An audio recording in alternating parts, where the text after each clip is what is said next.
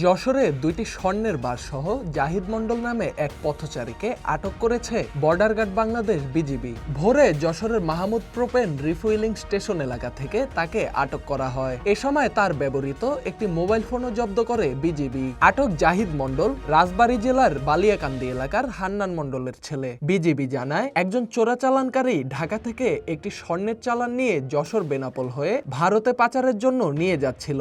গোপন সংবাদে এমন তথ্য পাওয়ার পর তাদের একটি টহল দল যশোরের মাহমুদ প্রোপেন রিফুয়েলিং স্টেশন এলাকায় অভিযান পরিচালনা করে এবং স্বর্ণ পাচারকারী জাহিদ মণ্ডলকে আটক করে। পরে তার প্যান্টের কোমরে বিশেষ কায়দায় লুকায়িত দুইটি স্বর্ণের বার উদ্ধার করা হয়, যার ওজন 420 গ্রাম এবং সিজার মূল্য প্রায় 62 লক্ষ টাকা। বিজিবি ব্যাটালিয়নের অধিনায়ক লেফটেন্যান্ট কর্নেল সাইফুল্লাহ সিদ্দিকী আটকের বিষয়টি নিশ্চিত করে জানান, আটককৃত স্বর্ণ সহ আসামির বিরুদ্ধে আইনানুগ ব্যবস্থা কার্যক্রম চলমান রয়েছে।